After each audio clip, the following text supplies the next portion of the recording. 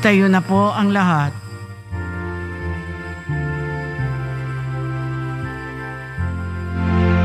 Inang linis kami ay ihingi sa Diyos Ama namin, awang minimithi.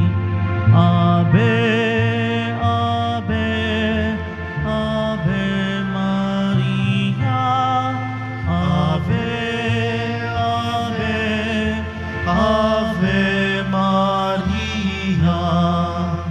Bayang tinubo ay ipinagdarasal at kapayapaan nitong sanlibutan. Ave, Ave, Ave Maria, Ave, Ave, Ave Maria.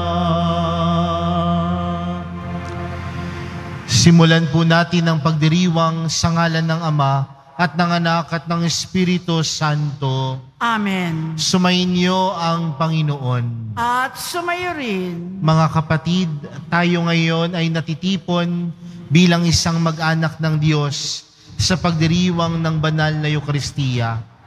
Sa araw na ito, ginugunita natin ang banal na ngalan ng mahal na Birhen.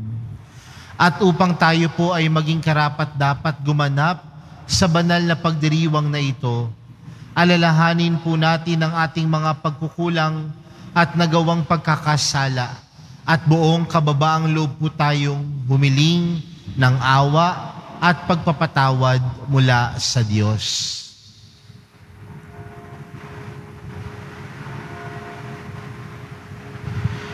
Sinugong tagapagpagaling sa mga nagsisisi, Panginoon, kaawaan mo kami. Panginoon, kaawaan mo kami. Dumating na tagapag-anyayang mga makasalanan ay magsisi, Kristo, kaawaan mo kami. Kristo, kaawaan mo kami. Nakalukluk ka sa kanan ng Diyos Ama para ipamagitan kami. Panginoon, kaawaan mo kami. Panginoon, kaawaan mo kami. Kaawaan tayo ng makapangyarihang Diyos. Patawarin tayo sa ating mga kasalanan at patnubayan tayo sa buhay na walang hanggan. Amen. Manalangin tayo.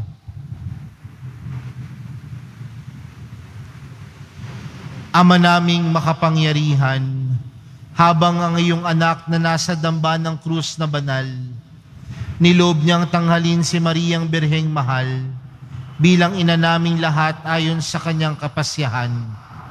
Ipagkaloob mong kami napapaampon sa kanyang pagsanggalang ay madulutan ng lakas ng loob sa pagtawag sa kanyang ngalan. Sa pamagitan ni Jesucristo, kasama ng Espiritu Santo, magpa sa walang hanggan. Amen. Magsiupo muna po ang lahat.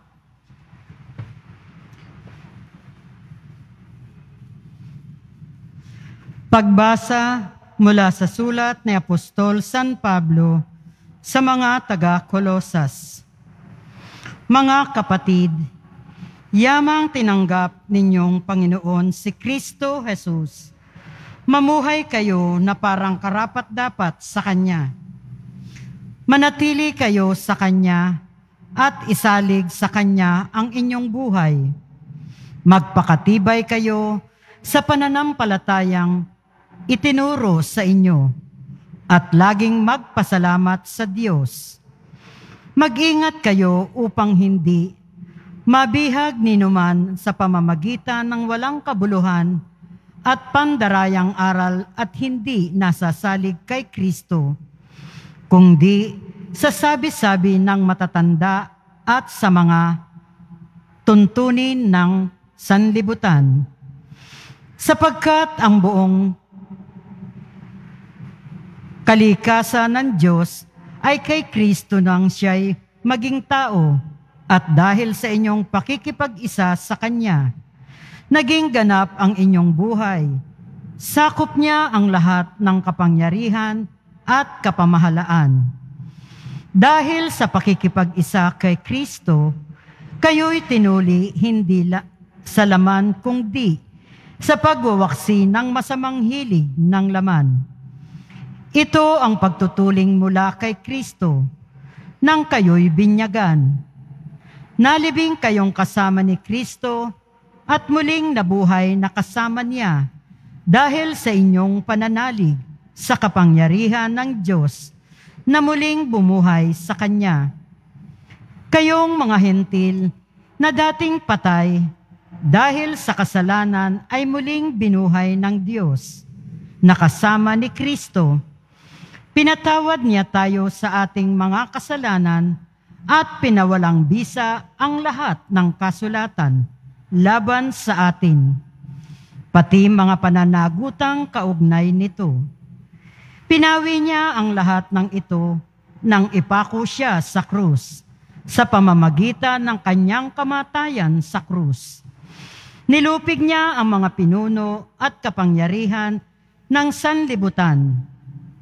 Ang mga ito'y parang mga bihag na kasabang iparada sa madla bilang katunayan ng kanyang pagtatagumpay. Ang salita ng Diyos. Salamat sa Diyos. Ang Diyos ay mapagmahal, tanay pinauunlakan. Ang Diyos ay mapagmahal, tanay pinauunlakan. Ang kadakilaan ng Diyos ko at hari, aking ihahayag. Di ko titigilan magpakailanman ang magpasalamat. Aking pupurihit, pasasalamatan siya araw-araw. Di ako titigil ng pasasalamat magpakailanman. Ang Diyos ay mapagmahal, tanay pinauunlakan. Ang Panginoong Diyos ay puspos ng pag-ibig at lipos ng habag. Banayad magalit ang pag-ibig niya'y hindi kumukupas. Siya ay mabuti at kahit kanino'y hindi nagtatangi. Sa kanyang nilikha, ang pagtingin niya ay mamamalagi. Ang Diyos ay mapagmahal, tanay pinauunlakan.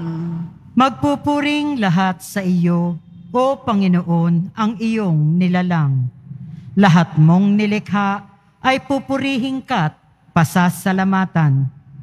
Babanggitin nilang tunay na dakila ang iyong kaharian at ibabalitang tunay kang dakila't makapangyarihan. Ang Diyos ay mapagmahal, tanay pinauunlakan. Magsitayo na po ang lahat.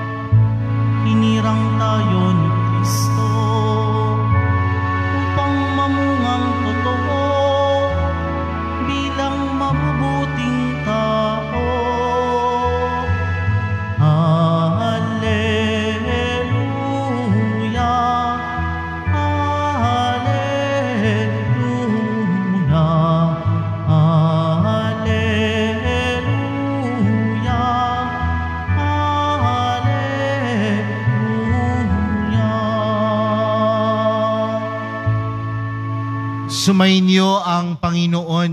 At sumayo rin Ang mabuting balita ng Panginoon ayon kay San Lucas. papuri sa iyo, Panginoon. Noong panahong iyon, umahon si Jesus sa isang burol at magdamag doong nanalangin. Kinaumagahan, tinawag niya ang kanyang 12 mga alagad at pumili siya ng 12 sa kanila na tinawag niyang mga apostol. Si Simon na pinangalanan niyang Pedro at si Andres na kanyang kapatid, sina Santiago Juan, Felipe, Bartolome, Mateo, Tomas at Santiago na anak ni Alfeo, si Simon ang makabayan, si Judas na anak ni Santiago, at si Judas Iscariote na naging taksil. Bumaba si Jesus kasama nila at tumayo sa isang patag na lugar. Naroon ang marami sa kanyang mga alagad at ang napakaraming tao buhat sa Judea at Jerusalem at sa mga bayan sa baybaying dagat ng Tiro at Sidon. Pumaroon sila upang makinig sa kanya at mapagaling sa kanilang mga karamdaman. Pinagaling din niya ang mga pinahihirapan ng masamang espiritu at sinikap ng lahat ng tao na mahipo siya pagkat may taglay siyang kapangyarihan makapagpagaling ng lahat. Ang mabuting balita ng Panginoon. Pinupuri ka namin, Panginoong Heso Kristo. Magsiupo muna po ang lahat. Magandang hapon po sa inyong lahat. Kung titingnan natin, mga kapatid, ang buhay ni Kristo, kasama sa kanyang misyon ang lumibot sa iba't ibang bayan. At kasama sa kanyang paglibot sa iba't ibang bayan ay doon niya ipinaparamdam ang kabutihan ng Diyos. At paano ipinaparamdam ni Jesus ang kabutihan ng Diyos? Sa pagtupad sa kanyang misyon, sa pagpapagaling sa mga may sakit, sa pagpapahayag ng salita ng Diyos, sa pagpapalayas ng demonyo. Sa madaling salita, yaan ang naging buhay ni Jesus sa kanyang misyon. Ngunit kung titingnan natin at alam natin na si Jesus ay hindi lamang Diyos, bagkus siya din ay taong kagaya natin, masasabi natin na yung kanyang misyon ay nakakapagod. Nakakapagod ho ang lumakad mula sa isang bayan patungo sa isang bayan. Nakakapagod ho na pagkaguluhan ng mga tao. Nakakapagod ho marahil na magsalita sa harapan ng mga tao. Nung mga panahon na yon, wala pang mikropono. Nung panahon na yon, wala pang sasakyan patungo sa ibang bayan. Ngunit, magandang tanungin, saan kaya kumukuha o humuhugot ng lakas si Jesus? Ano kaya ang sikreto ni Jesus? Ngunit kung titingnan natin ng mga ebanghelyo, may isang bagay na tila hindi nawawala sa buhay ng Panginoon. Alam niyo po kung ano yon? Ang manalangin, ang magdasal. Kahit po siguro sa haba ng araw ng Panginoon dahil sa dami ng kanyang mga tungkulin at gampanin at ginagawa sa buhay, lagi siyang hahanap ng oras at panahon upang manalangin, manahimik at makipag-usap sa kanyang Ama. Yan ang sikreto ng Panginoon. Nagawa niya ang kanyang lahat ng misyon dahil hindi nawala sa kanyang buhay ang pakikipag-usap sa Diyos. Bakit ko sinisimulan sa ganitong pamamaraan ang ating pagninilay sa hapong ito? Dahil mapapansin po ninyo sa bandang unang parte ng ating ebanghelyo, si Jesus ay umakyat sa burol. At pagkatapos niyang manalangin, kinaumagahan, tinawag niya yung kanyang 12 apostol. At marahil, bago tinawag ni Jesus ang 12 apostol, nanahimik, nagdasal sa Diyos. At siguro mga kapatid, isa po itong hamon para sa atin. Ang mga desisyon po ba natin sa ating buhay, pinagdarasal pa natin sa Panginoon? Yung mga bagay po bang ginagawa natin sa ating pang-araw-araw na buhay, inilalapit pa ba natin sa Panginoon? Dahil naniniwala ko, mga kapatid, ang isang taong humihiling, nagdarasal sa Diyos, kailanman kanyang gagabayan sa tamang landas. Ang isang taong lumalapit, nananalangin sa Diyos, gagabayan niya sa tamang landas. Ang buhay ng Panginoon, kailanman walang pagkakamali. Ang buhay ng Panginoon naging mabuti dahil kailanman hindi niya kinilimutan ng Diyos sa kanyang buhay. Kaya nga minsan, mga kapatid, magandang tingnan yan eh. Kasi minsan sa buhay natin, ang madalas nating nasisisi ang Diyos. Lalo na kapag merong hindi magandang nangyayari sa buhay natin. Pero ang tanong, lumapit ka ba? Nagdasal ka ba? Humingi ka ba ng gabay? Baka hindi naman. Mga kapatid, sa buhay ng isang Kristiyano, mahalaga ang buhay panalangin.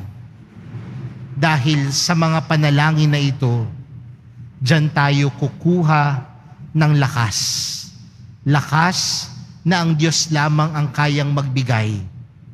Lakas na si Jesus, ang mahal na pong Jesus Nazareno, ang kayang magkaloob sa ating buhay. Mga kapatid, alam ko po na ang buhay natin ay hindi madali. Alam ko po na marami rin tayong ginagawa sa ating mga pang-araw-araw na buhay. Marami sa atin, ang iba sa atin, 12 oras na naghahanap buhay. Pero sana din po, sa buhay natin, huwag nating kalimutan ng pinakamahalaga, ang manalangin. Dahil sa mga oras na tayo ay nananalangin, yan din ang mga oras na tayo ay kinakausap ng Diyos. Yan din ang mga oras upang malaman natin ang kagustuhan ng Diyos para sa atin. At alam natin na ang kagustuhan ng Diyos ang laging pinakamaganda. Ang kagustuhan ng Diyos para sa atin ang pinakamaayos. Ang kagustuhan ng Diyos para sa atin ang pinaka-kaaya-aya. Mga kapatid, saan nga ba tayo kumukuha ng lakas?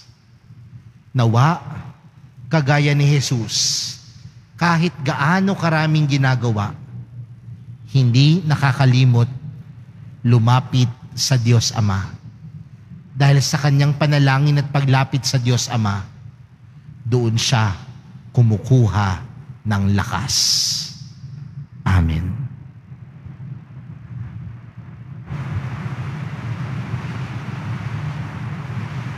Magsitayo na po ang lahat.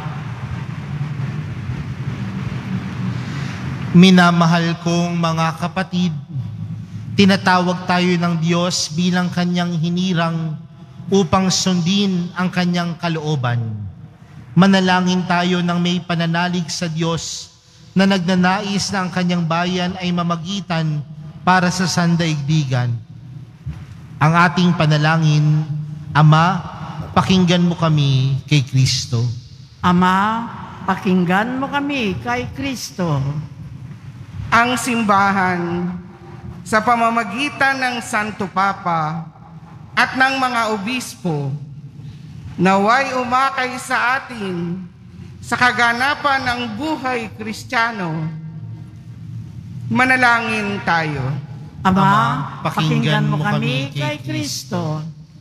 Ang mga mambabatas, naway gabayan ng ating bayan para sa kasiguruhan ng kinabukasan at kaunlaran ng ating bayan. Manalangin tayo. Ama, pakinggan mo kami kay Kristo. Tayo naway magsumikap at maging tapat sa ating bukasyon na itinakda ng Diyos para gampanan natin. Manalangin tayo. Ama, pakinggan mo kami kay Kristo. Ang mga matatanda, may sakit at nalulumbay, naway matagpuan ang presensya ng Diyos sa kanilang mga pagsubok at paghihirap. Manalangin tayo. Ama, pakinggan mo kami kay Kristo. Ang mga yumao, naway mamahinga sa kapayapaan ng kaharian ng Diyos. Manalangin tayo. Ama, pakinggan mo kami kay Kristo. Sa katahimikan po ng ating mga puso, ilapit po natin sa Diyos ang ating mga pansariling panalangin, gayon din ang mga taong humiling ng ating mga dasal, at lahat na nag-alay ng misa ng intensyon para sa misang ito.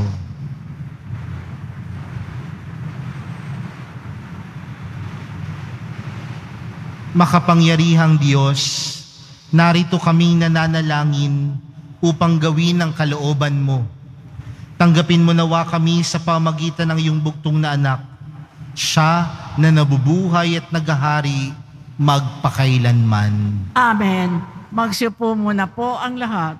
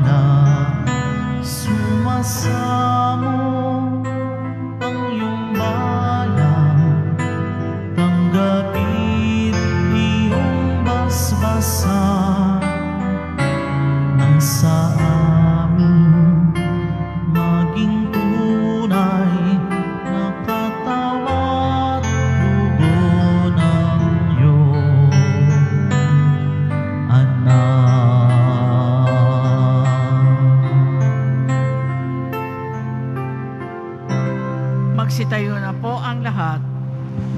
Manalangin kayo mga kapatid upang ang paghahain natin ay kalugdan ng Diyos amang makapangyarihan. Tanggapin nawa ng Panginoon itong paghahain sa iyong mga kamay sa kapurihan niya at karangalan sa ating kapakinabangan at sa buong sambayanan niyang banal. Ama naming lumikha, sa pagunita namin sa mahal na Birhen, hinihiling namin ang aming paghahain ay lakipan mo ng kapupunan upang kami ay maging handog na ikinalulugod mo kailanman. Sa pamamagitan ni Jesucristo, kasama ng Espiritu Santo, magpa sa walang hanggan. Amen. Sumainyo ang Panginoon. At sumayo rin, Itaas sa Diyos ang inyong puso at diwa. itinaas na namin sa Panginoon. Pasalamatan natin ang Panginoong ating Diyos. Marapat na siya ay pasalamatan. Ama naming makapangyarihan, tunay ngang marapat na ikaw ay aming pasalamatan. Ngayong pinararangalan ng mahal na Birheng Maria, bukod mong pinagpala sa babaeng lahat, ang mahal na Birheng totoong mapalad na iyong piniling maging ina ng iyong anak, nung isugo mo siya bilang aming Mesiyas. Sa kapangyarihan ng Espiritong Banal, ang Birheng Maria ay naging inang tunay ng iyong anak na kanyang isinilang bilang liwanag nitong sanlibutan. Kaya kaisa ng mga anghel na nagsisiawit ng papuri sa iyo, nang walang humpay sa kalangitan, kami nagbubunyi sa iyong kadakilaan. Santo, Santo, Santo, Panginoong Diyos ng mga hukbo, napupuno ang langit at lupa ng kadakilaan mo. Hosana sa kaitaasan, pinagpala ang naparirito sa ngalan ng Panginoon. Hosana sa kaitaasan, magsiluhod po ang lahat. Ama naming banal, ikaw ang bukal ng tanang kabanalan, kaya't sa pamagitan ng iyong Espiritu, Gawin mong banal ang kaloob na ito upang para sa aming maging katawan at dugo ng aming Panginoong Hesukristo. Bago niya pinagtiis ang kusang loob na maging handog, hinawakan niya ang tinapay, pinasalamatan kanya, pinaghati-hati niya iyon, iniabot sa kanyang mga alagad at sinabi, "Tanggapin ninyong lahat ito at kanin. Ito ang aking katawan na ihahandog para sa inyo."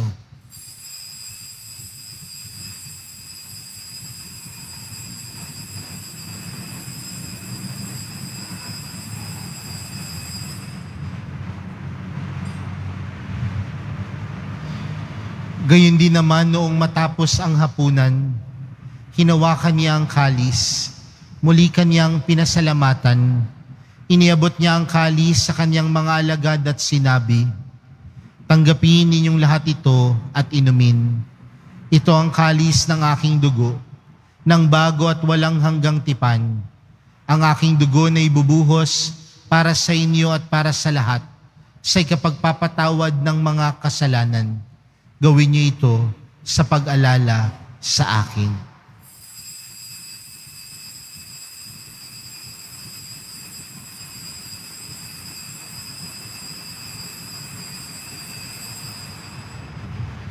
Magsitayo na po ang lahat.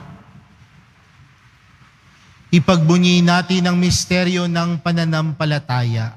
Si Kristo'y namatay, si Kristo'y nabuhay, si Kristo'y babalik sa wakas ng panahon. Ama, ginagawa namin ngayon ang pag-alala sa pagkamatay at muling pagkabuhay ng iyong anak. Kaya't inaalay namin sa iyo ang tinapay na nagbibigay buhay at ang kalis na nagkakaloob ng kaligtasan. Kami nagpapasalamat dahil kami iyong minarapat na tumayo sa harap mo para maglingkod sa iyo. Isinasamo namin kaming magsasalo-salo sa katawan at dugo ni Kristo ay mabuklod sa pagkakaisa sa pamamagitan ng Espiritu Santo. Ama, lingapin mo ang iyong simbahang laganap sa buong daigdig. Puspusin mo kami sa pag-ibig kay San Francisco na aming Papa at ni Jose na aming Obispo at ng Tanang Kaparian. Alalahanin mo rin ang mga kapatid naming nahimlay nang may pag-asang sila'y muling mabubuhay, gayon din ang lahat ng mga pumanaw. Kaawaan mo sila at patuloyin sa iyong kaliwanagan. Kaawaan mo at pagindapatin kaming lahat na makasalo sa iyong buhay na walang wakas. Kaysa ng mahal na Birheng Maria, na ina ng Diyos, ng kabiyak ng puso niyang si San Jose, kaysa ng mga apostol at ng lahat ng mga banal na namuhay dito sa daigdig ng kalugod-lugod sa iyo. May pagdiwang nawa namin ng pagpupuri sa ikararangal mo sa pamagitan ng iyong anak na aming Panginoong Hesukristo. Sa pamagitan ni Kristo, kasama niya at sa Kanya, ang lahat ng parangal at papuri ay sa iyo. Diyos amang makapangyarihan, kasama ng Espiritu Santo, magpa sa walang hanggan. Amen. Lumapit po tayo sa Ama natin sa langit sa panalangin itinuro sa atin ni Jesus.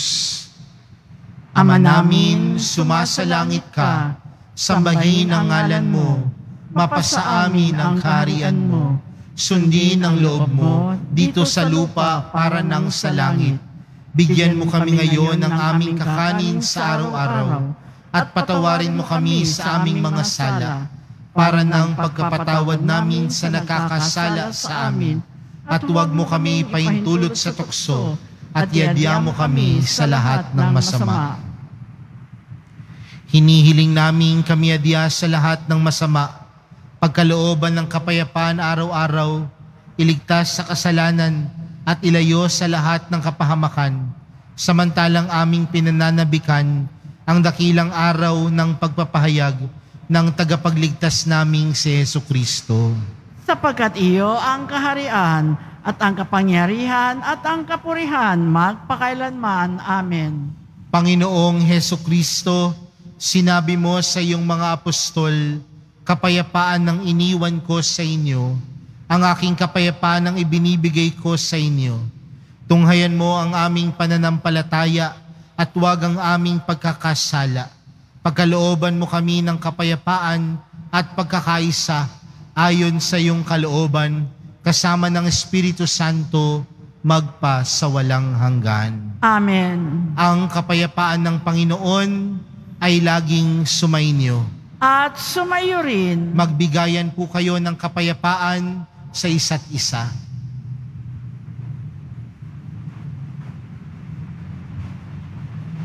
Kordero ng Diyos na nag-aalis ng mga kasalanan ng sanlibutan, maawa ka sa amin. Kordero ng Diyos na nag-aalis ng mga kasalanan ng sanlibutan, maawa ka sa amin. Kordero ng Diyos na nag-aalis ng mga kasalanan ng sanlibutan, ipagkaloob mo sa amin ang kapayapaan. Magsiluhod po ang lahat.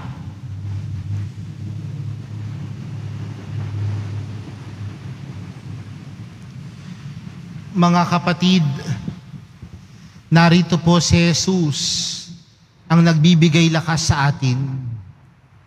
Siya ang kordero ng Diyos, siya ang nag-aalis ng kasalanan ng sanlibutan, mapalad ng mga inaaniyahan sa kanyang piging. Panginoon, hindi ako karapat-dapat na magpatuloy sa iyo, ngunit sa isang salita mo lamang ay gagaling na ako.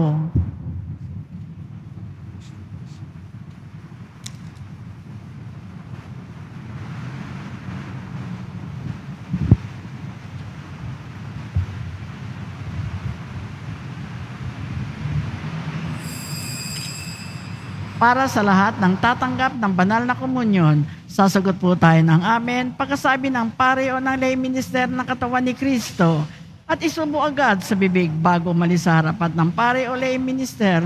Sumunod po tayo. Maraming salamat po.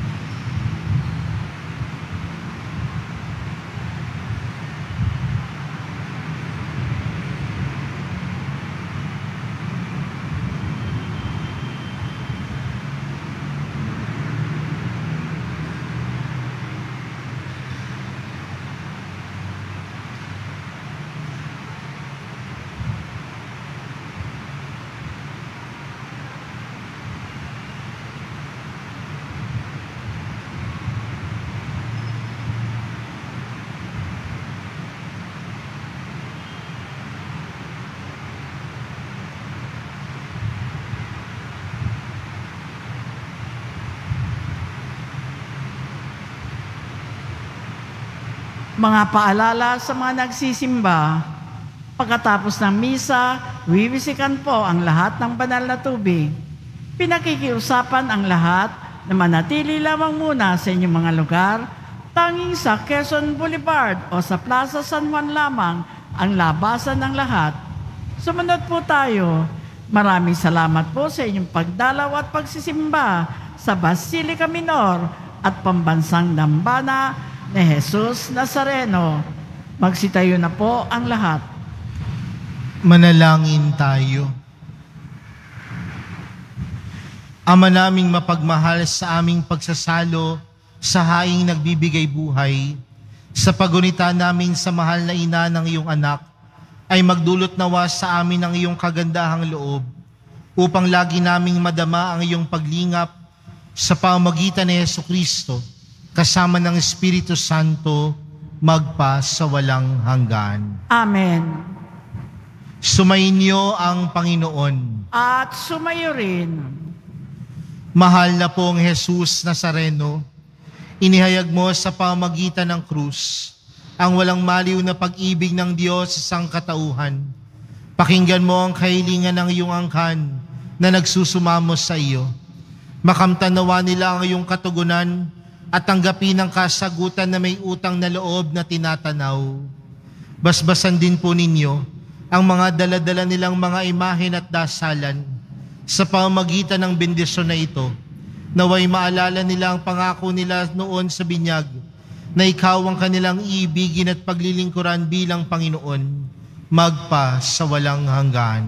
Amen. At pagpalain po kayong lahat ng makapangyarihan at mapagmahal na Diyos, Ama, Anak, at ng Espiritu Santo. Amen. Naialay na po ang misa, humayo po kayong taglayang kapayapaan at pag-ibig ni Kristo.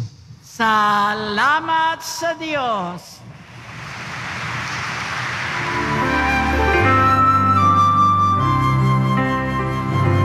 Nuestro Padre Jesus Nazareno, sinasamba ka namin,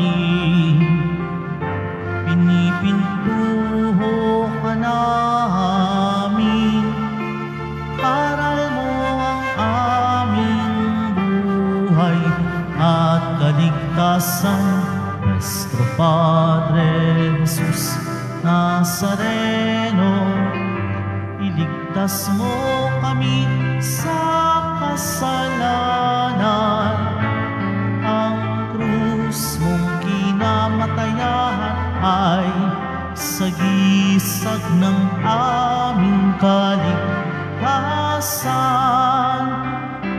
Nuestro Padre Jesus Nazareno, dinarangal ka namin. Nuestro Padre Jesus Nazareno, niluwalhati ka namin. Nuestro Padre Jesus Nazareno, dinarangal ka namin. Nuestro Padre Jesus Nazareno,